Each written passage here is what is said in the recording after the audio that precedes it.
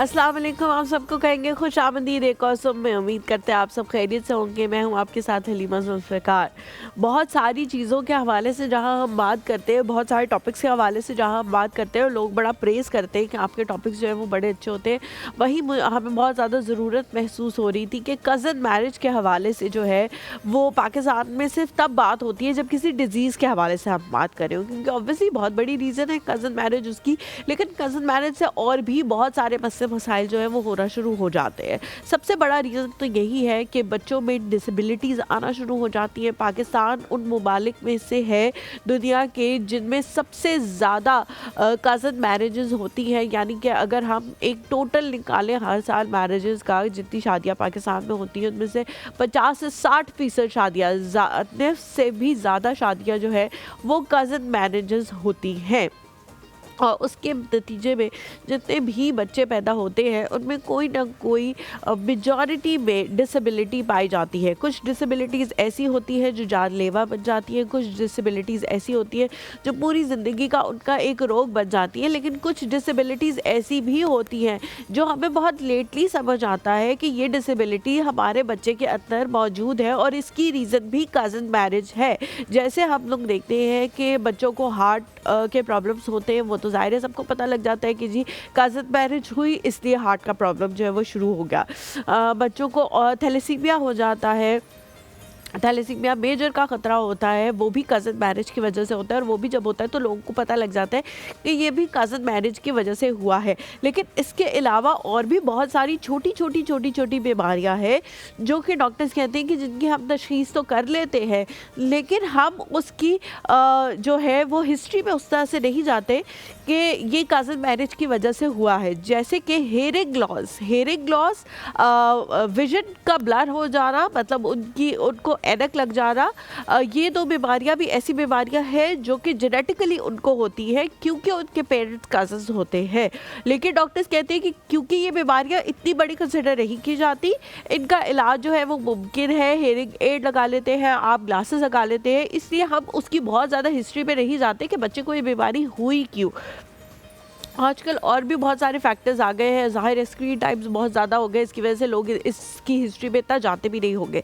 लेकिन जो बच्चे कज़न मैरिजेस के बाद पैदा होते हैं उनके अंदर 70% तक ये चांस होता है कि या तो उनको बहुत ही जल्दी ग्लासेस लग जाएंगी या फिर उनकी सुनने की जो सलाहियत है वो एक आम आदमी से आधी होगी। यानी कि उनको बहुत ज़्यादा ऊंचा सुनाई देगा और बहुत जल्द उनको हेयरिंग एड की ज़रूरत पड़ जाएगी। एक छोटा सा ब्रेक लेते हैं, ब्रेक के बाद वापस आएंगे तो कज़न मैरिज के हवाले से और बात करेंगे, लेकिन डिजीज़ के हवाले से नहीं, उनके जो और दीगर नुकसान हैं उनके हवाले से। कहीं बच जाएगा एक और सुबह हमारे साथ रहे।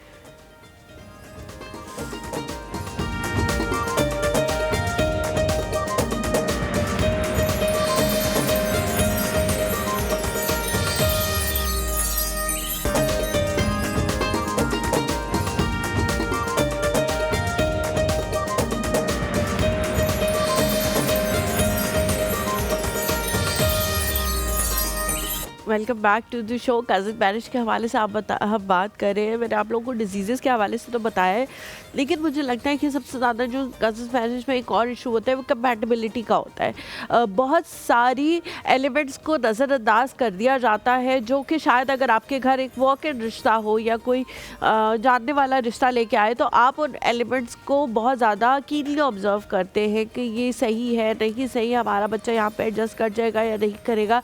लेकिन कज़न मैरिजेस में क्या होता है कि कहते हैं कोई बात नहीं, घर की बात है, कर जाएंगे और लोग भी साथ देंगे, निभा जाएंगे, ये हो जाएगा वो हो जाएगा। जिसमें एज को कंसिडर नहीं किया जाता, चाहे जितना मर्जी एज गैप हो। जिसमें जो है वो पढ़ाई को, तालीम को कंसिडर नहीं किया जाता। बहुत दफ़ा लड़कियां ज़्यादा पढ़ी हुई होती है, लड़के इतना ज़्यादा नहीं पढ़े हुए होते, तो उस चीज़ को कंसिडर नहीं किया जाता। बहुत दफ़ा रुपए पैसे को कंसिडर नहीं किया जाता कि जायदाद तो है ना, इतना कमाता नहीं है तो क्या हुआ, जायदाद तो है और घर की ही जायदाद है, बेटी की भी जो जायदाद है वो भी उसको मिल जाएगी। तो जायदाद is not the only solution for every economical financial problem. बहुत सारे लोगों की बहुत जायदादें होती है, लेकिन वो पैसा जो है वो ज़ाया करते रहते हैं क्योंकि उनको कमाना नहीं आ रहा होता, उस जायदाद को डबल करना नहीं आ रहा होता जो उनके पेरेंट्स उनको दे के गए होते हैं। और भी इस तरह की बहुत सारी चीज़ें ज़ैनब को भी इसमें इंक्लूड करते हैं। अस्सलाम वालेकुम ज़ैनब, कैसी आप? मैं ठीक ठाक, आप बताएं बिल्कुल कब ठीक हो रही हैं आप? आप ये बताएं कि कब ठीक हो आई रही हैं? जस्ट डोंट नो कि क्या है। मैं इतनी भी मतलब अभी मेकअप रूम में भी क्योंकि हीटर चल रहा होता है मैं थोड़ा बेहतर फील करती हूँ, लेकिन यहाँ पे क्योंकि एसीज चल रहे होते हैं तो और ज़्यादा मेरी जो है ना वो नोज ब्लॉकेज हो जाती है और बिल्कुल बिल्कुल आप चूल्हे के पास आ जाइए, मैं आपके लिए कर सकती हूँ। बस अब मैं नेक्स्ट ब्रेक में वही आने लगी हूँ। एक छोटा सा ब्रेक लेते हैं, ब्रेक के बाद जब वापस आएंगे तो मैं वही ज़ैनब के पास सेकती भी पाई जाऊंगी। अपने आपको कहीं बचेगा हमारे साथ रहे।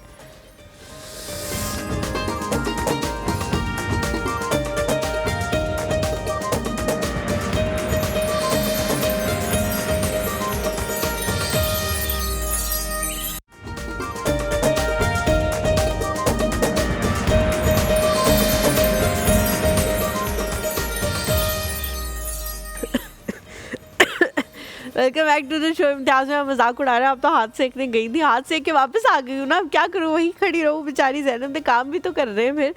जी ज़ैनब, हम कज़न मैरिज के हवाले से बात कर रहे हैं। What do you think, cousin marriage के फ़ायदे क्या है? मुझे तो लगता है कोई फ़ायदा नहीं है, नुकसानात बहुत ज़्यादा है। अगर कंपैरिजन किया जाए, मैं ये नहीं कह रही कि आप ना करें, आप ज़रूर करें अगर आप करना चाहते हैं, लेकिन मुझे लगता है कि कंपैटिबिलिटी इश्यूज़ भी होते हैं। बहुत सारी चीज़ों को नज़रअंदाज कर दिया जाता है जो आप एक नॉर्मल रिश्ते में नहीं करते। एज को, फाइनेंसेस को, पढ़ाई को, एजुकेशन को, बहुत चीज़ों को आप जो है वो नल एंड वॉइड कर देते। कोई बात नहीं, चाचा का बेटा है ना, कोई बात नहीं, कुछ नहीं होता, समथिंग लाइक दैट। और सबसे बड़ा जो चीज़ है, जो सबसे बड़ा रिस्क फैक्टर है, वो ये है कि आपके ऊपर बच्चे के लिए बहुत ज़्यादा एक तलवार लटकती रहती है कि पता नहीं उसके अंदर क्या क्या खुदा न खास्ता डिजीज़ हो जाए, वो सर्वाइव करे ना कर सके। बच्चों के दिलों में सुराख होते हैं बाय बर्थ क्योंकि उनके पेरेंट्स जो हैं वो कज़न्स होते हैं। What do you think? अच्छा, ये बहुत जाहिलाना बात है कि जी हम तो रिश्ता खानदान से बाहर करते ही नहीं है। हाँ। बाहर के लोग तो हमारी फैमिली में एंटर हो ही नहीं सकते, तो फिर आप नतीजा भी देख लेते हैं। सबसे बात ये बड़ी कि जो फैमिली मैरिजेस होती है उसमें ये चीज़ होती है कि आप ये देखते ही नहीं है कि लड़की या लड़के के हेल्थ इश्यूज हिस्ट्री क्या रह चुकी है जी, उसको इग्नोर कर देते हैं। कुछ लोगों के खानदान में ही शुगर होती है, फिर वो नस्ल दर नस्ल वो चलती ही रहती है और वो डबल होती रहती है और ना। दूसरा हाँ। मैंने एक ये चीज़ नोट की है, शायद आप एग्री करें इस बात पे कि ऑटिज़म मैंने बहुत देखा है कज़न मैरिजेस में। जी, बच्चों में बहुत ज़्यादा ऑटिज़म हो रहा है जो कज़न मैरिजेस हो रही हैं उसमें, ये मैंने बहुत नोट किया है। एक नहीं, बहुत सारे किस्से मैंने ऐसे देखे हैं और उससे यही है कि जी या तो माँ की हिस्ट्री ड्यूरिंग 9 मंथ्स वो ख़राब रही या उसके कोई ट्रॉमा थे शादी से पहले कि वो ख़राब रहे, लेकिन वो आपके पता तो होता है कि अच्छा जी कज़न की या पुप्पी की बेटी है या चाची की बेटी है, ये तो पता होता है कि इसके साथ क्या, क्योंकि ख़ानदानी की है, लेकिन उसको इग्नोर करते थे क्योंकि हमने तो बचपन में ही बात कर दी थी कि मेरा बेटा हुआ तो आपकी बेटी से हमारा रिश्ता होगा, या इसके अब्बू ने मेरी मतलब बहन या मामू वाला, इसका कोई खाला मामू वाला सीन होता है कि जी मामू ने इतना एहसान किया हम पे और हर जगह खड़े हुए तो उसके लिए शादी हो जाती है, लेकिन आखिर में फिर आप क्या अपनी ही नस्लें खराब कर रहे होते हैं। अच्छा, एक और चीज़ है ना जो मुझे बड़ी अजीब भी लगती है, कहते हैं जी ग्रैंड पेरेंट्स ने मरते मरते कह दिया मैं चाहता हूँ तुम बहन भाई जो है वो अलग ना हो, इसलिए तुम अपने बच्चों का रिश्ता कर दो। यूं हाथ पकड़ा हमारा अब्बा जी ने, ठीक है, आप पता ही नहीं है कि उन्होंने आपस में शादी करनी भी है कि नहीं करनी। इंटरेस्टेड वो बचपन से कह रहे होंगे कि मेरी बहन है, ये मेरा भाई है, शादी भी हो जाएगी। मैं खैर नाम नहीं बताऊंगी, लेकिन हमारी फैमिली में भी एक इस किस्म का मतलब वो हो चुका है सीन कि वो जो लड़की के साथ ना जब बातें हो रही होती है रिश्ते की तो वो कहती है मैंने भाई से शादी नहीं कर रही, बिकॉज बचपन से तो आप भाई कहलवा रहे होते हो कि भाई है भाई है भाई है, या बहन है बहन है बहन है, छोटी बहन है, और फिर बड़े होके आपको होता है कि एकदम से। अच्छा, डिजीज़ का आपने ऑटिज्म का कहा, हम बहुत करीबी अपने उसमें देख चुके हैं। हार्ट डिजीज़ बच्चे को न्यूरोलॉजी डिपार्टमेंट जो है वो उसने उन्हें कहा कि जी उसके न्यूरो फंक्शंस ही प्रॉपर नहीं डेवलप हुए बिकॉज ऑफ कज़न मैरिज। और जो सबसे बड़ी चीज़ है थैलेसीमिया, बिल्कुल, थायराइड का भी बहुत मसला। एक और दूसरा ये मेरी फ्रेंड है, बहुत क्लोज फ्रेंड मेरी, स्कूल फ्रेंड है, उसकी फैमिली में ये था कि जी वो कश्मीरी हैं, हम बाहर नहीं देते रिश्ता, और जो फिर जिस तरह से उनके बच्चे होते रहे तो उसके बाद उनको मतलब कुछ तो शादियाँ ऐसी उसमें हुई, जब गुजर गए तो उन्होंने फिर ये डिसाइड किया कि नहीं हम अब फैमिली से बाहर रिश्ता करेंगे। और अब अल्हम्दुलिल्लाह उनकी फैमिली में कोई भी ऐसा बच्चा नहीं है जिसको कोई इशू हो, वही दिल का सुराख है या कोई शुगर है, थैलेसीमिया है, कैंसर है, क्योंकि कैंसर का भी बहुत इफेक्ट होता है, या कोई ऐसी चीज़। अच्छा ये भी चीज़ होती है कि जैसे पोलियो एक है, तो उसमें भी ये होता है कि जी एक टांग छोटी एक टांग बड़ी। हाँ जी, पोलियो ना भी हो, लेकिन वो कजन मैरिजेस में तो ये चीज़। अच्छा ज़ैनब, एक लास्ट पॉइंट मुझे बताओ, व्हाट डू यू थिंक कि अगर ये सारी चीज़ें हमें पता है, अवेयरनेस भी आ रही है बाय द टाइम, तो फिर भी 60% रेशो है पाकिस्तान में कजन मैरिज की ईयरली, तो क्यों है ये? What do you think? वो इसलिए कि आप बड़ों को ना ही नहीं कर सकते, आप बड़ों के आगे बोल ही नहीं सकते, जो बोल लेते हैं वो खानदान से बाहर हो जाते हैं, मुझे तो यही लगता है। और तो बाहर ही ठीक है, फिर इसका मतलब है बाहर ही मेरे ख्याल से हमारी थोड़ी दिक्कत होती रहेगी। खैर शुक्र है, अल्हम्दुलिल्लाह अल्हम्दुलिल्लाह बहुत सारी फैमिलीज़ ऐसी हैं जिनके अंदर अब ये अवेयरनेस आ रही है कि वो अपने ग्रैंड चिल्ड्रंस को या अपने बच्चों को इस तरह के मसले मसाइल में जो है वो नहीं देख सकते, दैट्स वाई वो नहीं करना चाहते कज़न मैरिज, उन पर बिलीव नहीं करते। हम अपनी जो है मेहमान उनको बुलाते हैं और उनसे भी ज़ाहिर है सबसे पहले तो यही सवाल होगा, बट आज जो है, ओहो मैं भूल ही गई रेसिपी में क्या बना रही हो ज़ैनब? आज दाल चावल बन रहे हैं। दाल चावल ये कल बनने थे। कल बनने थे। हाँ बेसिकली ये कल बनने थे। दाल में क्या खास बात होगी? आलू होंगे दाल में? मुझसे मेरे तो लगता है छेड़ी बन गई, आलू नहीं, कोई आलू नहीं होंगे। ये खास बात इसमें ये है कि ये बहुत सादी है, ये खास वाह वाह वाह वाह। अच्छा हमारे घर में जो दाल बनती है येलो वाली, खास तौर पे उस पे आलू डलते हैं, तो हमारे घर की हाँ ये खास बात है। चले इसमें ये मैं कर सकती हूँ कि मैं मक्खन का तड़का लगा, तड़का डन हो गया, डन हो गया। आज जी हम डर्मेटोलॉजी के हवाले से बात करेंगे। जैसे ही मौसम चेंज होता है हमारे फेस पे, हमारे बालों पे बहुत ज़्यादा इसके असरात होते हैं। कहीं ना कहीं वो कमियां हमारे अंदर होती हैं, हमारी हेल्थ के अंदर होती हैं, जो नॉर्मल मौसम में पता नहीं लग रहा होता, लेकिन जैसे ही शिफ्ट आता है आपको ज़्यादा इस बात का एहसास होने लग जाता है कि आपकी स्किन ने रिएक्ट किया है, आपके बालों ने रिएक्ट किया है, बहुत झड़ना शुरू हो गए हैं, बहुत बुरी तरह से गिर रहे हैं। तो उसके लिए आपको क्या क्या करना चाहिए, एक तो इन चीज़ों के हवाले से बात करेंगे और फिर एक्ने के हवाले से बात करेंगे कि बच्चों के अंदर आजकल काफ़ी उनको बुली करते हैं। हमारे ज़माने में ऐसा नहीं किया जाता था, हमें पता होता था हाँ जी दाने निकलेंगे फिर एक टाइम आएगा ख़त्म हो जाएंगे, लेकिन आजकल के बच्चे जो है वो बुली करने में क्योंकि बहुत ज़्यादा तेज़ है, उनकी तादाद बहुत ज़्यादा है, तो बच्चे बहुत ज़्यादा फ्रस्ट्रेशन का शिकार हो जाते हैं जिनको वो एक्ने वगैरह के मसाइल होते हैं। जो शख्सियत आज हमारे साथ मौजूद है, 10 साल का उनका एक्सपीरियंस है, यूके से डर्मेटोलॉजी में जो है वो एस्थेटिक फिजिशियन और ये सारे कोर्सेज जो है वो करके आई हैं, डिग्री उन्होंने हासिल की है यूके से अपनी, और यहाँ पे तकरीबन 10 साल से वो प्रैक्टिस कर रही है। हमारे साथ जी मौजूद है नौरीन सरफराज। अस्सलाम वालेकुम नौरीन, कैसी हैं आप? वालेकुम अस्सलाम, आई एम गुड, आप कैसे? अल्हम्दुलिल्लाह बिल्कुल ठीक। Welcome to the show, thank you so much, thank you so much. सबसे पहले तो बहुत शुक्रिया नौरीन हमारे शो पे आने के लिए, हमारी दावत को कबूल करने के लिए। और सेकेंडली हम कज़न मैरिज के हवाले से बात करें, do you believe in cousin marriages और not? No, not at all. अच्छा। बिकॉज जैसा कि अभी हम डिस्कस भी कर रहे थे कि इससे बहुत से जेनेटिक डिजीज़ से आप डिस्पोज हो जाते हैं और फिर आप सारी उम्र उसमें उलझे रहते हैं, पेरेंट्स भी और बच्चे भी। आपका क्वालिटी ऑफ लाइफ बहुत ज़्यादा इफेक्ट हो सकता है। कुछ चीज़ें होती हैं जिस पर हमारा कंट्रोल नहीं होता, लेकिन कुछ चीज़ें हैं जिन पर हमारा कंट्रोल है।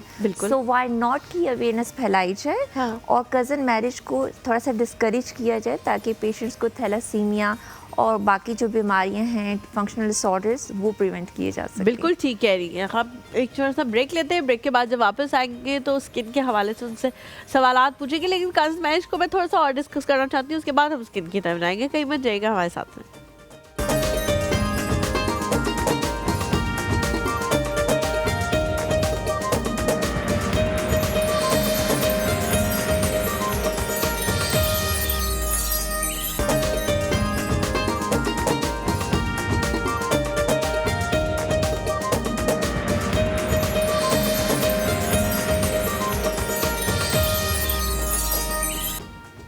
Welcome back to the show. Doctor Noreen is in the house और आप लोग कॉल करके कुछ पूछना चाहे अपनी स्किन के हवाले से पूछ सकते हैं।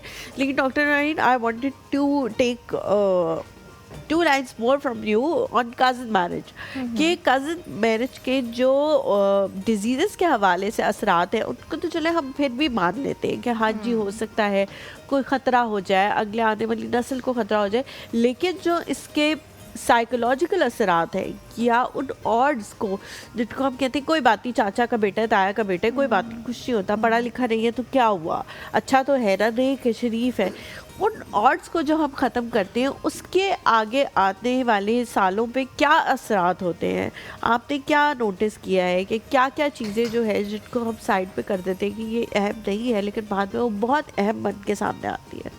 ठीक है, कि बिल्कुल आपने सही कहा कि हमारा ख़िता ऐसा है साउथ एशिया का जहाँ पे कज़न मैरिजेस को बहुत प्रेफर किया जाता है। ये एक कल्चरल बिलीफ भी है। हाँ। जिस खिते में हम रहते हैं वो इस बात का अंदाज़ा भी नहीं लगाते हैं अगर उन्हें कोई समझाता भी है कि इससे आपके बच्चों में आने वाली नस्ल में डिसेबिलिटी हो सकती है, वो मेंटली तौर पे कितने डिस्ट्रेस रह सकते हैं, ना सिर्फ पेरेंट्स बल्कि पूरा ख़ानदान। अच्छा, इसके भी ना डिजीज़ की वेरिएशन है। अगर हम इसकी लाइनेज देखें, कुछ हैं autosomal recessive, autosomal dominant, S linked recessive, S linked dominant.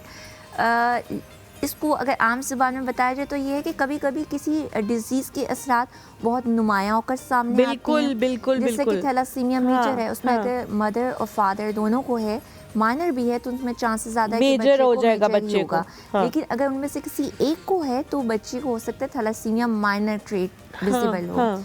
तो ये वेरिएशंस होती है, कहीं फुल ब्लोन इफेक्ट के साथ डिजीज़ नज़र आ रहा होता है और कहीं थोड़ा हिडन होता है, कैरियर होता है। तो ये बच्चे की ज़िंदगी बहुत ज़्यादा हद तक मुतासर होती है। आप लोग भी जो पेरेंट्स होते हैं स्पेसिफिकली ऐसे चाइल्ड के, वो बार बार डॉक्टर्स के चक्कर लगाते रहते हैं। It's painful for them to watch their children in this condition. बिल्कुल सही कह रही हैं। इनके भी बहुत से ऐसे कंडीशंस हैं, जैसे इक्थायोसिस की लाइनेज में जाएं तो बहुत ज़्यादा ऐसे डिजीज़ हैं, इसमें कज़न मैरिज की वजह से मिड एंड हैंड डिफॉर्मिटी हो जाती है, हाथ जो हैं बिल्कुल जुड़ जाते हैं, फिंगर्स जो आप कह लें एक तरह की उसमें डीजनरेशन चेंजेस आने लग जाती हैं। तो वो जब एक कॉज को हम प्रिवेंट कर सकते हैं, सो व्हाई नॉट। हमें थोड़ी सी ना अपनी चेंज की ज़रूरत है, अवेयरनेस, एजुकेशन एंड इम्प्लीमेंटेशन। बिल्कुल आप सही कह रही हैं। अच्छा, पहले थोड़ा सा मौसम के हवाले से नौरीन आप बात करेंगे, फिर उसके बाद हम एक्ने के हवाले से बात करेंगे क्योंकि आज का हमारा मेजर टॉपिक तो एक्ने है। लेकिन मौसम जैसे ही शिफ्ट होता है हमारी स्किन में और हमारे बालों पे चेंजेस आना शुरू हो जाते हैं। और चेंजेस से कैसे डील करना है, क्या फ़ौरन आपने अपनी जो कॉस्मेटिक्स या जो आप स्किन केयर प्रोडक्ट्स यूज़ कर रहे हैं वो आपने चेंज कर लेने हैं या नहीं, ये टाइम की बात है, उसके बाद वो सब कुछ ठीक हो जाएगा, बेहतर हो जाएगा। हम अभी इस मौसम में हैं कि गर्मी जा नहीं रही और सर्दी आ नहीं रही। सुबह के वक्त गर्मी होती है और रात के वक्त शदीद तौर पे ठंड होती है। बिल्कुल। अब हम एक ट्रांजिशन जोन में हैं कि वी नो कि सर्दी ने आना ही आना है। अब इसमें हमने भी स्किन की ना हाइड्रेशन का सबसे पहले बहुत ज़्यादा ख्याल रखना है। क्रीम्स, लोशन, सीरम्स तो आप अप्लाई करेंगे, लेकिन आपकी इनर हाइड्रेशन बहुत इंपॉर्टेंट है। You have to take enough water, और ये डिपेंड करता है किसी की रिक्वायरमेंट पे, वेरी करता है। आउटडोर एक्टिविटीज़ किसी की ज़्यादा हैं या इंडोर ऑफिस वर्क है, उसके अकॉर्डिंगली आपकी जो है वाटर का इंटेक वेरी करेगा। बट कोशिश करें अपने साथ पानी की बोतल रखें, ये तो हम सब कर सकते हैं। उसमें सिप बाय सिप आप पानी पीते रहें ताकि आपकी जो हाइड्रेशन है वो अच्छी मेंटेन रहे। जब आपकी हाइड्रेशन अच्छी होगी तो आपकी स्किन भी ग्लो करेगी। अच्छा नौरीन, हम वार्म फ्लूइड्स तो लेते हैं, जैसा कॉफ़ी पी ली, ब्लैक कॉफ़ी पी ली, चाय पी ली, तो हमें लगता है कि ये भी तो एक लिक्विड ही है ना, हम उसको पानी के साथ वो करने लग जाते हैं। क्या ये इक्वलेंट हो सकता है कि अगर आप फ्लूइड ले रहे हैं तो वो इक्वलेंट है पानी के? नहीं, बिल्कुल भी नहीं। ये सर्दियों में हम जो है टी, कॉफ़ी बहुत ज़्यादा लेते हैं, इसके अपने फ़वाइद और थोड़े थोड़े से नुकसानात भी हैं। ठीक है। जो आप कॉफ़ी पी रहे हैं, चाय पी रहे हैं, वो आपको डिहाइड्रेशन कॉज करा रही है। जब आप ग्रीन टी भी लेते हैं तो आपको क्या कहा जाता है कि आप इसके साथ पानी ज़्यादा पिएं, आपको डिहाइड्रेशन होगी। ये टीज़ वगैरह इफ़ेक्टिव तो हैं एक हद तक, आपको वार्म इफेक्ट आ रहे हैं कोल्ड वेदर में, अच्छा लगता है आपको पी के, but at the mean time आपको ये एक अलग है और आपने पानी ज़्यादा पीना ही पीना है सर्दी के हवाले से। और आजकल जब हीटर्स लगेंगे तो डिफ्यूज़र्स आपके पास होने चाहिए, हाँ, क्योंकि हाँ। आपकी जो एनवायरनमेंट है उसमें ह्यूमिडिटी कम हो जाएगी और आपने लगा दिया हीटर तो फिर आपकी और ही डिहाइड्रेशन ज़्यादा होगी। Dryness कोशिश हो करते जाएगी हैं लोग और ज़्यादा से ज़्यादा हीटर के करीब बैठे, हाँ। उससे बर्न्स कॉज हो जाते हैं, उसको प्रिवेंट करने तो डिफ्यूज़र एक लेके रखने ताकि ठीक ना है। आपकी आइज़ ड्राई हो ना आपकी स्किन ड्राई हो। Skin is the largest organ of the body. बिल्कुल। ये सिर्फ ये नहीं है कि आपने उसको कोई भी चीज़ लगा ली कर ली, आपको इसकी प्रॉपर केयर करनी पड़ती है और आपको एक प्रॉपर इसका ना रूटीन फॉलो करना पड़ता है। उसके बाद आपको अपनी स्किन पे वो असरात नज़र आते हैं। जो आप दूसरों को देख के कह रहे होते हैं कि इनके चेहरे क्यों इतने चमक रहे हैं, तो उसके पीछे एक तपस्या है, वो ऐसे नहीं हो जाता। हमारे से जाहिया मौजूद है। अस्सलाम वालेकुम। वालेकुम सलाम। आखिर लोग हमारा चेहरा ही तो देखते हैं। कवालीद तो ये कहते हैं। कैसे हैं याहिया आप? वालेकुम सलाम। माशाल्लाह माशाल्लाह, हमारी खूबसूरत डॉक्टर साहबा को बहुत सलाम हूँ, ये बड़ा अच्छा में समझा रही है। सलाम वालेकुम वालेकुम सलाम। अस्सलाम। याहिया, और ये- कज़न मैरिज के बारे में क्या सोचते हैं? कज़न मैरिज होनी चाहिए, नहीं होनी चाहिए, और अगर नहीं होनी चाहिए तो क्यों नहीं होनी चाहिए? देखें, एक बात बताऊं, मुझे तो खैर इस पे कोई इतराज नहीं है, लेकिन मसला ये है कि जरूरी नहीं है कि हो। और दूसरी बात है कि कजन मैरिज कोई करना कोई बुरी बात होती नहीं है, लेकिन असल में मसला ये होता है कि जहाँ प्रॉब्लम्स क्रिएट होती है ना, जहाँ बैकग्राउंड है फैमिली का, जहाँ उनके कोई प्रॉब्लम है, कोई डिफॉर्मेशन हो रही है, कुछ हो रहा है, तो वहाँ आपको जरूर टेस्ट वगैरह करा देनी चाहिए और वहाँ फिर अवॉइड करना चाहिए अगर ऐसा मसला है। It depends. बिल्कुल ठीक है ना? बिल्कुल ठीक कह रहे हैं। लेकिन ये जो क्रिएट कर दिया है ना माहौल के असर में, होनी ही नहीं चाहिए। That is wrong. ये कभी ना हमारे मजहब में जायज है ना वैसे कोई इसमें इतराज है। इतराज जहाँ होता है जब प्रॉब्लम होती है। खैर एनीवे, तो डॉक्टर साहब से मेरे 2-3 सवाल है, मैं जल्दी से कर लेता हूँ। जी जी आज जरूर। तो वैसे आप भी मुरझा गई है थोड़ी हुमायूं के बगैर। जाहिर है, हुमायूं के की तो वो एक ड्रिप होती है जो उससे हमारे साथ लगाई हुई होती है, तो उससे तो मुरझाना ही है जब वो मौजूद नहीं है। वैसे कल रात में मैं उनसे फ़ोन पे बात कर रही थी, तो मैं उनको काफ़ी कह रही थी कि वो जल्दी आ जाए, और उनके भी काफ़ी मतलब असरात इसी किस्म के लग रहे थे कि वो जल्दी आना चाहते हैं। यार ऐसा तो ना करे ना, बेगम नाराज हो जाएगी। बेगम को मनाना, सबको खुश रखने का हुनर हुमायूं को आता है। चले, ये बात तो अच्छी बात हाँ। है। मेरा सलाम फिर पहुंचाइएगा। जरूर। डॉक्टर साहब से मेरा सवाल ये, आपने पानी पीने की बात की ना, तो मैं ये सवाल करना चाहता हूँ, एक्चुअली पानी का जो हम जैसे पानी इकट्ठा बहुत सारा लोग पी लेते हैं, उससे प्रॉब्लम हो जाती है। जो पानी पीना है, एक तो मुझे ये बताइए कि पानी का इंटरवल क्या है, किस तरह में चाहिए? खैर डेफिनेटली मौसम और उसके होता है, लेकिन पानी खाने से पहले पीना चाहिए या खाने के बाद पीना चाहिए? एक तो मेरा सवाल ये। दूसरा ये कि जो हम पेट्रोलियम जेली इस्तेमाल करते हैं ना, जाहिर है इतनी सारी आती हैं, तो हमें अंदाजा नहीं होता कि यार पेट्रोलियम सब एक जैसी होती है, इसमें कोई डिफरेंट चीज होती है, इसमें पेट्रोलियम जेली लेते हैं, क्या ख्याल रखना चाहिए? मेरा बस यही ठीक सवाल है है। Thank you. ठीक है, thank you so much Yahya for Thank you. Calling, बहुत शुक्रिया। हम एक छोटा सा ब्रेक लेते हैं, ब्रेक के बाद जब वापस आएंगे तो याहिया के सवालों से ही शुरुआत करेंगे, कहीं बन जाएगा हमारे साथ।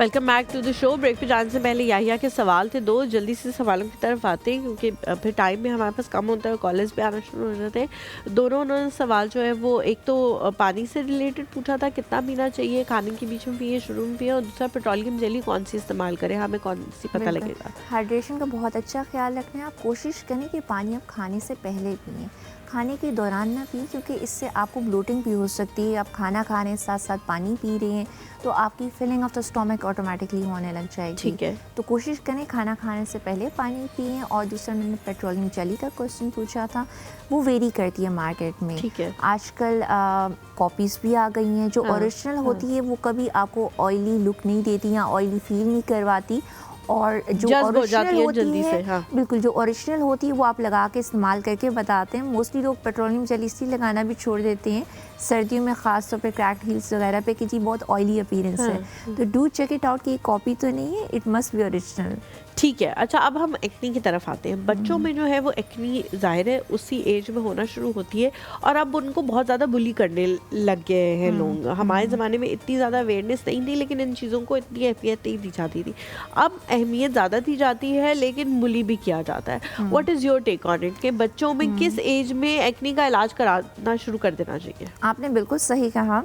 द थिंग इज़ दैट कि एक्नी सिर्फ टीनेजर्स का मसला नहीं है, ये even 20 to 40 years of age में भी नज़र आती है। अब इसकी जो टाइप्स हैं या इसकी वेरिएशंस हैं वो इस तरह होती हैं कि माइल्ड भी हो सकती है कि एक दो आपको पिंपल्स निकले, कई दफ़ा होता है कि पस्ट्यूल्स पस और पिंपल दोनों कॉम्बिनेशन साथ होते हैं, ठीक है। फिर एक स्वेयर किस्म होती है जिसमें हम अपनी ज़ुबान में कहते हैं नोडुलोसिस्टिक एक्नी, टीटी सिस्ट बनी होती है, उसमें बहुत ज़्यादा डिसफिगरमेंट स्कारिंग के चांसेस होते हैं मॉडरेट टू स्वेयर में, ठीक है। तो जब माइल्ड होती है तो आप मोस्टली जो पेशेंट्स होते हैं वो घर पे ही अपने टोटके इलाज कर लेते हैं। हम प्रेफर करते हैं और एडवाइस करते हैं अपने पेशेंट्स को कि वो डॉक्टर के पास जाएं, उनकी राय लें, क्योंकि उनकी सीवियरिटी के अकॉर्डिंगली उनकी ट्रीटमेंट वेरी करेगी और फिर उनको एक्नी स्कार से प्रिवेंट करेगी। नौरीन, इस पे हमने बहुत डिटेल में बात करनी है बिकॉज ये बहुत बड़ा वास्ट टॉपिक है। एक छोटा सा ब्रेक लेते हैं, ब्रेक के बाद जब वापस आएंगे तो एक्नी के हवाले से बात करेंगे, कहीं बच जाएगी।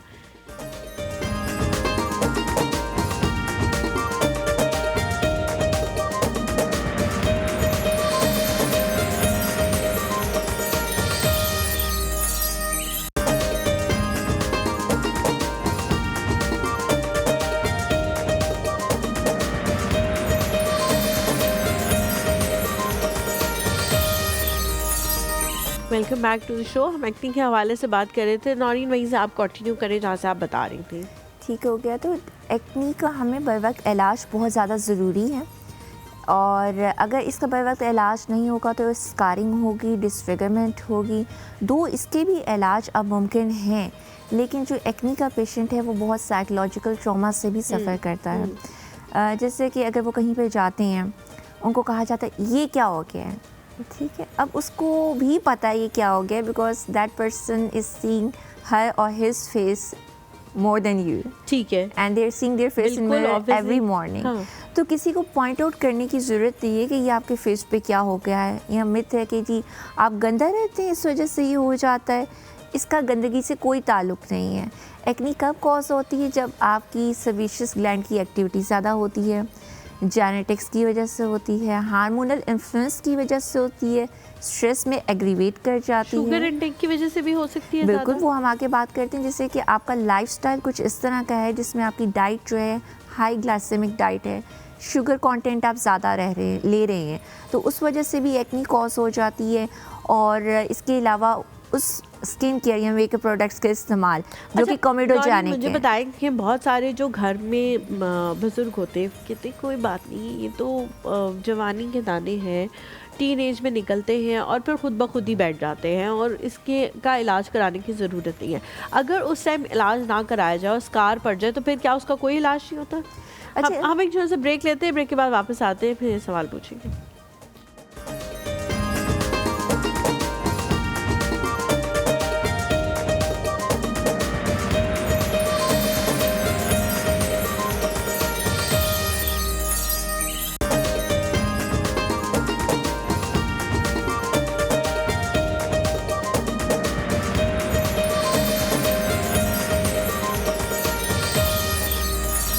Welcome back to the show. बहुत सारी चीज़ें हैं जो आप लोगों को हम बताने की कोशिश कर रहे हैं और जल्दी जल्दी कोशिश करेंगे कि जल्दी जल्दी बताना शुरू कर दें। डॉक्टर नौरीन, बहुत सारे ऐसे बच्चे होते हैं जिनको जब एक्नी होती है और उसका इलाज नहीं हो पाता तो उनको गड्ढे पड़ जाते हैं और उसके बाद फिर उसका क्या इलाज है, वो कैसे ख़त्म हो सकते हैं? बिल्कुल, एक्नी स्कार्स की जो आप किस्म की बात कर रही हैं वो एट्रोफिक स्कार्स होते हैं।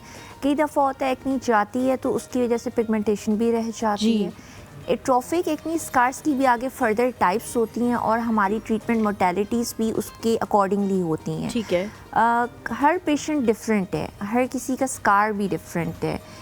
आपको हम कभी कभी एक से ज़्यादा ट्रीटमेंट ऑफ़र करते हैं, different combination of treatment modalities हम ऑफ़र करते हैं ताकि इफ़ेक्टिव और अच्छे रिजल्ट्स हों, ठीक है। लेकिन मैं आपको ये बता दूँ, ये जो ट्रीटमेंट्स हैं इनके कुछ सेशंस होते हैं, उसके बाद ही आपको वाज़ह फ़र्क नज़र आता है। एक तो अगर आप कुछ भी नहीं होता तो आप वाज़ह फ़र्क लाने के लिए अपने डॉक्टर के साथ इन टच रहें, जो वो आपको बता रहे हैं फॉलोअप सेशंस के लिए वो ज़रूर करवाएं, क्योंकि आप एक ट्रीटमेंट को पूरा फॉलो करेंगे तो रिजल्ट आएगा। अच्छा, कभी भी नहीं हुआ कि हर किसी को आजकल अच्छे लगना है और पॉइंट लगना है, बिल्कुल। ठीक है।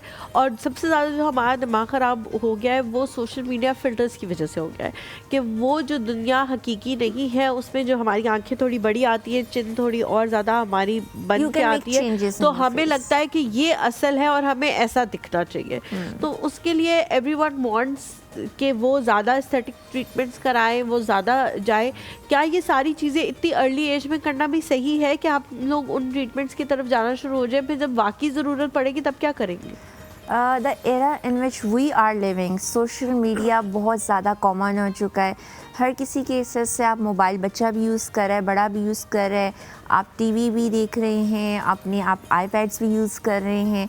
फ़िल्टर्स पे आपको पता है ये अनरियल अप्रोच है जो उसमें यूज़ हो रहा है, जिससे आपकी चिन बड़ी कर दी, आइज़ बड़ी कर दी, आपके लिप फिलर दिखा दिए। उससे ये होता है कि इंसान जो है ना अपनी असली शक्ल से नाखुश हो जाता है। हाँ। जो कि आपको मेंटली डिसऑर्डर्स की तरफ लेके जाना शुरू हो जाती हैं चीज़ें आहिस्ता आहिस्ता। आप अपने से खुश नहीं हो पाते, आप अपना जो चेहरा है अपने रियल कैमरे से उसकी तस्वीर नहीं ले पाते, आप मिरर में अपने आप को नहीं देख सकते।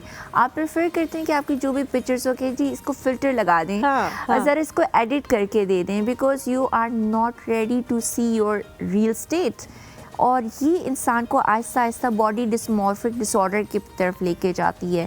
पहले तो इंसान सोशल गैदरिंग में भी नहीं आना चाहता, जैसे हमने एक्नी स्कार्स की बात की, बिल्कुल। या वो बच्चे जिनको एक्नी अर्ली एज में Acting- हो जाती acne है, है, हाँ। वो अवॉइड करते हैं सोशल गैदरिंग्स को कि कोई पॉइंट आउट ना करते हैं। दे फील देमसेल्फ लेस, उन्हें लगता है कि हमारे में ही कुछ कमी है। और बॉडी डिस्मॉर्फिक डिसऑर्डर होता है कि इंसान कभी मुतमईन ही नहीं होता। वो कहते हैं नाक टेढ़ी है, थोड़ी राइट पे, थोड़ी लेफ्ट पे है, ये चीज़ थोड़ी सही नहीं लग रही, ये नहीं लग रही, जबकि वो परफेक्ट होता है। बट अच्छा, लेकिन नॉरीन जो हमारे पास इंफॉर्मेशन मौजूद है in terms of social media, जी, जिसमें जी। दिखाया जा रहा है कि किम कार्दाशियन जो है उसने अपने आप को अपना वो वर्जन बना लिया है जो AI ने उसको दिखाया है कि तुम्हारा असल वर्जन ये होना चाहिए, जो तुम्हारा वर्जन है वो अभी ठीक नहीं है, इसमें तुम्हारे होंठ पतले हैं, तुम्हारी नाक मोटी है, लेकिन AI ने जो वर्जन उसको क्रिएट करके दिया कि असल वर्जन तो तुम्हारा ये होना चाहिए, इसकी इस वर्जन के हिसाब से तुम बिल्कुल परफेक्ट नजर आओगी। और उसने अपना जाके वो वर्जन क्रिएट करा लिया। अब फिर जाहिर है बच्चे भी सोचेंगे कि हम भी अपना AI वर्जन बनाते हैं और उसके मुताबिक हम भी अपने आप को एस्थेटिक फिजिशियन को जाके कहते हैं ये भी कर दो, ये भी कर दो, ये भी कर दो, ये भी कर दो। तो कहीं ना कहीं वो इंफॉर्मेशन की वजह से भी तो ये सारी चीजें हो रही है ना। Anything that is unreal is bad for us. Artificial intelligence क्या है? देखिए उसका वर्ड क्या है, आर्टिफिशियल। हाँ, आर्टिफिशियल, बनावटी। हम असल ज़िंदगी में किसी भी आर्टिफिशियल चीज़ को पसंद नहीं करते, उसको अडॉप्ट नहीं करते, तो हम इस तरह क्यों कर रहे हैं? आर्टिफिशियल इंटेलिजेंस कभी आपकी इंटेलिजेंस को बीट नहीं कर सकती। ये आप पे मुनहसर है कि आप उसको हावी कर लें आजकल Very के दौर true. में, या अपनी अक्ल को उस पर रिलाई करें और उसको प्रमोट करें, अपने आप को ग्रूम करें, उसके मुताबिक करें। जैसे कि आपने किम कार्दाशियन का जिक्र किया, अब जैसे हमने बॉडी डिस्मॉर्फिक डिसऑर्डर का जिक्र किया, उनको वही है। जैसे लिप फिलर्स भी कई दफ़ा पेशेंट्स होते हैं, वो कहते हैं आप बहुत ज़्यादा फील करें, but being a doctor I know this कि एक एनाटॉमिक स्पेस होती है, एक एनाटमी होती है लिप की, उससे ज़्यादा आप ओवरफिल करेंगे तो वो ओवरफ्लो होके अपर लिप में चले जाएगी और आप जब बोलेंगे सबको वाज़ह नज़र Artificial एक चीज़ नज़र आने आएगा, लग हो जाएगी। और ये अच्छा भी नहीं लगेगा कि हर किसी की शक्ल पर एक ही जैसी मिलती लग जाए। अगर आर्टिफिशियल इंटेलिजेंस पे चलेंगे, I believe in enhancing your own features rather than कि आप करें। आपने सुना होगा कि डक लिप्स मशहूर हो गए। पिलो फेस क्या है? Over filling of the fillers, कि आपने एक दफ़ा कराया, आपको डॉक्टर कह रहे हैं कि नहीं अभी आपको ज़रूरत नहीं, आप मुतमईन नहीं हो रहे, आप दोबारा करवा रहे, अपने इंजेक्टर को आप एम्फेसाइज करें, करते जाएं, तो फिर आपका फेस एक स्पेसिफिक शक्ल इख्तियार कर जाएगा। शेप भी जो आपने आजकल मीडिया में शायद देखी होगी, कुछ एक्ट्रेसेस की, कुछ एक्टर्स की, they look so similar with the high ये अभी अगर यहाँ पे हुमायूं होते तो हम दोनों एक दूसरे को देख के एक मुख्तलिफ सी स्माइल देते हैं, बिकॉज हम एक इवेंट हम अटेंड करने गए और इस इवेंट के अंदर जब हम गए तो 3-4 लोग हमें, लड़कियां हमें मिली, जिनसे हमें लगा कि अभी तो हम इससे मिले थे, बिकॉज उनकी शक्लें वो कॉस्मेटिक प्रोसीजर्स करा के इतनी सेम हो गई थी कि वो लग रहा था कि एक ही बंदा है जो मुख्तलिफ साइजेस में, मतलब हाइट्स में आके हमसे मिल रहा है। कि हाइट ज़्यादा छोटी थी, एक लंबी थी, तो हम परेशान हो गए। हम एक दूसरे को कह रहे कि ये हम इससे मिल चुके हैं और हमें भी एहसास हुआ कि कॉस्मेटिक प्रोसीजर्स की वजह से हमें आप इंडिविजुअलिटी खत्म कर देते हैं। बिल्कुल। अच्छा, मुझे बताएं कि बहुत सारी मिथ्स हैं जो एक्नी से जुड़ी हुई हैं। एक्नी क्यों होती है वो तो आपने बताया भी कि ये कोई इस वजह से नहीं होती कि आपका फेस गंदा है, लेकिन हाँ इस तरह की मिथ्स होती है और बहुत सारे लोग उसको जो घर में ट्रीट करना शुरू कर देते हैं उससे वो और ज़्यादा ख़राब कर लेते हैं।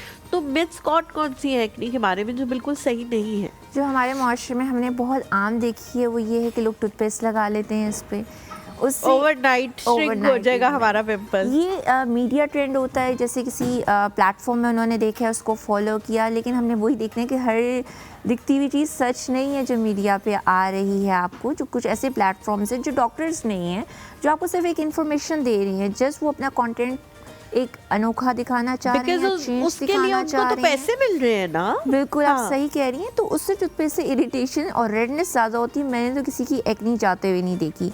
फिर कुछ लोग ये होता है कि लेमन लगा लेते हैं, उससे स्किन उनकी बर्न हो जाती है, क्योंकि लेमन इज़ अ एसिड हाँ। और उससे आपकी स्किन बर्न ही होगी। या अपने एक्नी को आप प्रिक कर लें कि ये इसको जल्दी सही हो जाएगी, नहीं उससे भी एक्नी स्कार हो सकते हैं, बल्कि इन्फेक्शन जो सरफेस पे थी वो डीपर टिश्यू लेवल पे भी जा सकती है और उसको डैमेज कर सकता है वो। बिल्कुल कर सकती है। फिर कहते हैं चॉकलेट खाने से ज़्यादा एक्नी होती है, आप चॉकलेट मत खाएं। इसका डायरेक्ट नहीं लेकिन इनडायरेक्ट लिंक है कि अगर आपका हाई ग्लाइसेमिक होगा, हाई शुगर कंटेंट ज़्यादा होगा, तो डेफिनेटली वो एक्नी कॉज कराएगा by increasing the cortisol levels and sebaceous gland activity ज़्यादा हो जाएगी, इस वजह से होगा। और ये भी होता है कि आप वो जो हमने जिक्र कर लिया कि गंदा रहने से एक्नी होती है, सब बिल्कुल भी नहीं है कि गंदा रहने से। मुझे बताएं, ये जो ग्लूटाथायोन है इसका हमने सुना कि जी ये आपके रंगत को गोरा करता है, ठीक है।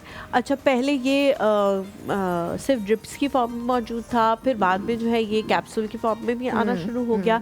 अब इसकी एक और चीज़ आई है, ये क्रीम्स की फॉर्म में भी आना शुरू हो गया है, जिससे आप क्रीम की तरह उसको अप्लाई करते हैं और उसके बाद आपकी स्किन पे एक रंगत निखार आ जाती है। और रिंकल रिमूवल भी हमने पहले देखा कि जी वो इंजेक्टेबल्स के थ्रू होता था, अब उनके लिए भी क्रीम्स आने लगी हैं। तो creams are better from the injectables या नहीं? इंजेक्टेबल्स क्योंकि उसी जगह पे लग रहे होते हैं तो वो ज़्यादा बेहतर तरीके से असरअंदाज हो सकते हैं। अच्छा, आजकल जैसे हमें डिफरेंट स्किन रिजुविनेशन में अगर हम सारी चीज़ों को उसके अंडर लें, स्किन रिजुविनेशन या एंटी एजिंग की जब बात करती हैं, तो ये सिर्फ टॉपिकल्स और इंजेक्शंस नहीं, इसमें मैं पूरा लाइफस्टाइल चेंज करने को कहती हूँ। आपकी स्लीप साइकिल अच्छी होनी चाहिए, आपकी डाइट अच्छी होनी चाहिए, आप जंक फूड को अवॉइड करो जिसमें हाई कार्ब्स होता है, घर का खाना प्रेफर करें। और फिर हम कहते हैं बिल्कुल आप टॉपिकल्स जैसे हम क्रीम, सीरम्स या लोशंस लगाएं। यहाँ पे आजकल ऐसे एडवांस सीरम्स, ऐसी एडवांस क्रीम्स मौजूद है जिनका एक साइंटिफिक बैकग्राउंड है और उन पे क्लिनिकल ट्रायल्स हुए हैं पेशेंट्स पे, जिन पे रिजल्ट विजिबल आया है। That result has been visible after using after certain weeks. ठीक है, फॉरेन रिजल्ट कभी भी किसी चीज़ का नहीं आता अनलेस एंड अनटिल उसमें स्टीरॉइड हो, मर्करी हो, वो अनलेबल्ड मोस्टली लोकल क्रीम्स में डले होते हैं, जो हम अक्सर और बेशतर अपने पेशेंट्स को मना करते हैं कि प्लीज़ आप इस तरह की वाइटनिंग ब्राइटनिंग क्रीम कोई मतलब है। वाइटनिंग और brightening are same thing in the sense. तो आप टॉपिकल्स भी हम देते हैं क्रीम लगाने के लिए, लेकिन कुछ पेशेंट्स में हमें लगता है कि इनको ज़रूरत है इंजेक्टेबल्स की भी, तो डेफिनेटली वो यूज़ है। जैसे आपकी क्रोज फीट है या कुछ भी इस तरह की चीज़ है, रिंकल्स हैं, तो उसके लिए हम बोटॉक्स की ट्रीटमेंट करते हैं। वो जो इफेक्टिव वे है वो आपको क्रीम से नहीं आएगा, वो आपको ट्रीटमेंट करानी ही पड़ेगी। स्किन टाइटनिंग, जैसे एक्नी स्कार्स की हमने बात की थी, उसमें हम मेडिसिन्स भी देते हैं, लेकिन प्रोसीजर्स भी प्रेफर करते हैं, जैसे माइक्रोनेडलिंग हो गया, माइक्रोनेडलिंग विद PRP हो गया, सबसियन हो गया, जिसमें हम निडल लेके उसको जो फाइब्रोटिक बैंड्स होते हैं उसको हम रिलीज करते हैं। ठीक है, उसको फिलर से भी भर हम लोग एक ब्रेक लेते हैं, ब्रेक के बाद वापस हाजिर होंगे, कहीं बच जाएगा हमारे साथ में।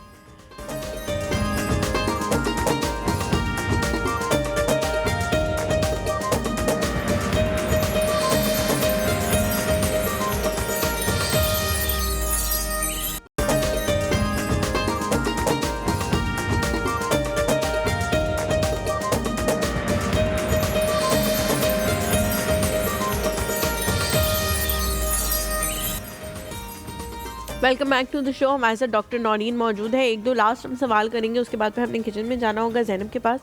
डॉक्टर नौरीन, बाहर अगर हम देखें तो कॉस्मेटिक्स प्रोडक्ट्स जो हैं वो बहुत ज़्यादा तरक्की याफ्ता होकर आने लग गए हैं। हमारे यहाँ भी अवेयरनेस भी है और प्रोडक्ट्स भी आ रहे हैं, लेकिन स्टिल अभी हम वहाँ तक नहीं पहुँचे। जो चीज़ वहाँ पे आ जाती है फिर वो वहाँ पे कॉमन हो जाती है, फिर वो फिट चुकी होती है, फिर वो यहाँ पे आती है और हम उसको इस्तेमाल करना शुरू करते हैं। हम देखते हैं कुछ सेलिब्रिटीज़ के कॉस्मेटिक्स प्रोसीजर्स देख के हमारा दिल करता है, या वो जो रूटीन फॉलो करते हैं हमारा दिल करता है हम भी ये करना शुरू कर दें। पाकिस्तान में ऐसी कौन कौन सी चीज़ें मौजूद हैं, या इवन बाहर ऐसी कौन कौन सी चीज़ें मौजूद हैं which is very good for our skin, जो हमें अप्लाई कर लेनी चाहिए, डेली रूटीन का हिस्सा भी बना लेनी चाहिए, उनको कोई हार्म नहीं है? बिल्कुल आप सही कह रही हैं। आजकल तो दौर इतना एडवांस है कि आपके पास बहुत अच्छी साइंटिफिक बेस्ड क्रीम्स मौजूद हैं जिनके ऊपर एक पूरी रिसर्च हुई है और उसके रिजल्ट्स भी आते हैं। ठीक है। एक्चुअली हमारे ख़त्ते में हम अनफॉर्चुनेटली कोई भी अच्छी चीज़ जो होती है ना वो जल्दी अडॉप्ट नहीं करते हैं। हमें हमेशा मेक श्योर करना चाहिए कि जो प्रोडक्ट है वो ऑथेंटिक हो। हाँ। सबसे पहली बात, आपका प्रोडक्ट सील्ड हो, उसकी सील ब्रेक ना हुई हो, और आप जब उन प्रोडक्ट्स का इस्तेमाल करें तो आप देखें कि ये किसी ब्रांड का है, क्योंकि अगर सेलिब्रिटीज़ भी इंडोर्स कर रहे हैं वो ब्रांड तो उसके पीछे हकीकत क्या है, बैकग्राउंड क्या है, ये पता होना ज़रूरी है कि वो खुद भी ये चीज़ वाकई में इस्तेमाल कर रहे हैं कि नहीं कर रहे। आजकल प्रोबायोटिक्स जो है वो बहुत इन है, क्योंकि हमें पता चल गया है काफ़ी पहले से कि गट स्किन कनेक्शन अगर अच्छा होगा तभी आपकी स्किन ग्लो करेगी। ये आप खाने की फॉर्म में भी ले सकते हैं, ये टैबलेट फॉर्म्स में भी अवेलेबल हैं, इसके स्प्रेस भी मौजूद हैं and these are not expensive. ये आपकी इन्फ्लेमेशन को जो है कम करेंगे ताकि आपका स्किन बैरियर फंक्शन अच्छा रहे। सर्दियों में जो एक रूटीन हम एडिशनल ऐड कराते हैं वो आपकी स्किन बैरियर क्रीम ऐड करवाते हैं, बिल्कुल, ताकि आपका स्किन का फंक्शन अच्छे से रहे। इसके अलावा आप जो है विटामिन सी क्रीम यूज़ कर सकते हैं। डू मेक श्योर उसकी परसेंटेज कितनी है, हर किसी को हर परसेंटेज सूट नहीं करती, वेरी करती है। अब retinol creams are excellent for skin rejuvenation, for acne scars and for anti aging as well. लेकिन आप मेक श्योर करें आप अच्छी क्वालिटी का प्रोडक्ट यूज़ करें। आजकल उसकी कम्बिनेशन नया सिनामाइड के साथ भी आ रही है ताकि उससे इरिटेशन ना हो, क्योंकि अमूमन हमारे पास ऐसी ट्यूब्स भी लोकल मार्केट में मौजूद हैं रेटिनॉल की जो 0.25-1% भी हैं, और उससे आपकी स्किन बर्न हो सकती है अगर आप डायरेक्ट लगा लेंगे। तो आप पहले सैंडविच टेक्निक यूज़ कर लें, ठीक है, मॉइस्चराइज़र लगाएं, उसके ऊपर वो रेटिनॉल क्रीम लगाएं, और अगर आप चाहते हैं दोबारा मॉइस्चराइज़र लगाना लगा लें ताकि आपको वो उसकी इरिटेशन ना हो, स्किन यूज टू हो। डर्माटोलॉजिस्ट के मशवरे पे इस्तेमाल करें, फिर हम आहिस्ता आहिस्ता उसकी परसेंटेज बढ़ाते हैं। और सबसे इम्पॉर्टेंट सनस्क्रीन। सनस्क्रीन तो हम मेरे ख्याल से इसका रोना रो रो के थक भी चुके हैं। आ जाए हम किचन में चलते हैं ज़ैनब के पास, आप भी आ जाए हमारे साथ। जी ज़ैनब, मैंने कहा जरा मैं नादिया की कॉल भी आ चुकी है तो उसकी कॉल भी हम लेंगे साथ साथ। अस्सलाम वालेकुम नादिया। हाँ, कैसी हैं आप? ठीक है, गुड मॉर्निंग। गुड मॉर्निंग, मैं बिल्कुल ठीक हूँ, तुम बताओ क्या हाल चाल है? मेरा तो पूछो ही था क्या हाल है। क्यों, अभी तो भाई की शादी भी नहीं हुई? नहीं, वो अलग बात है। रात को ना मेरे 12 बजे बच्चे इतनी तबीयत खराब हो गई बड़ी है। क्यों, क्या बाजू में इतनी दर्द, बहुत ज्यादा बर्दाश्त से बाहर है। ये मेरी बात सुनो कि तुम्हारे जो घर पे मेहमान आ रहे हैं ना उन्होंने तुम्हें नजर लगाई है। नजर तो भी लगनी है, मैंने पहले सदका दे देना है। सदका कहो उसको जिस भाई से तुमने अपने प्यार की पींगे बढ़ाई हुई थी ना, उसको कॉल करके कहो कि सदका दे तुम्हारा। सही बात है, मुझे बड़ा दुख हुआ है। वैसे आप मुस्कान आती, बस हमें भी बड़ा दुख हुआ था, लेकिन क्या करें, हमें तुमने कितना अर्सा दुख पहुंचाया है ना, तुम हमें मुंह ही नहीं लगाती थी। अब देखो फिर जो जिसके साथ जैसा करता है उसके साथ पे होता भी तो है। अब बातें आप सुना दे, मुझे जितनी सुना दे आपका हस्बैंड है। वो तो हम सुनाएंगे। तैयारियां कहाँ तक पहुंची हैं, कौन सा फंक्शन है आज? हफ्ते वाले दिन ना मेहंदी। हफ्ते वाले दिन मेहंदी है? इतवार को है बारात। अच्छा, सवार को है वलीमा। सवार को क्यों रखा है वलीमा? वो लड़की वाले कह रहे हैं कहा था जुम्मा हफ्ता इतवार से ही है। हाँ, वो नहीं जुम्मा ने कह रहे थे नहीं हमें यही रखने हैं, इस वजह से शायद यही हो गया था। चलो ठीक है, चलो जो भी हो अच्छे तरीके से। खैर मैंने बारात वाले दिन नहीं आ रही, बारात वाले दिन हाँ वलीमे बस सेट करूंगी बात। क्यों? कुछ मसला है ना मुझे, इस वजह से मुझे उतना चलना मुश्किल लगता है। हाँ हाँ हाँ, बारात कहीं और जानी है, किसी और शहर में जानी है? जी। अच्छा अच्छा घंटे का अच्छा। सफर है। हाँ, इधर हमने वलीमे का रेंज किया ना, बस 5 मिनट का रास्ता है हमारे घर से। तो ये तो बहुत अच्छी बात है। चलो वलीमे में तुम चल जाना, हमें बताना कैसा गुजरा फिर वलीमा। तो आप सामने भी आना है वलीमा ने, तो आपको बुलाया ना बस आज मेहमानों को। तुमने तो सिर्फ वली भाई को ही बुलाया है ना, हमें तो तुमने नहीं बुलाया था। आप कह रही, पूरी टीम को कह रही हूँ। अच्छा ठीक है, हम आ जाएंगे, सोच लो ठीक फिर। है, वो ना सोनिया आप भी ठीक है? जी मैं बिल्कुल ठीक ठाक, आप बताएं। अल्लाह का शुक्र ठीक ठाक। अकाला फूल बड़ा प्यारा लग रहा था। बहुत शुक्रिया। ये सोनिया आप ही को कब तक याद रखना है, जब तक वली भाई नहीं आते वापस तब तक? आखिरी सांस तक। ओहो देखेंगे हम, देखेंगे। हाँ, देखेंगे। नादिया, जी। नादिया शेर।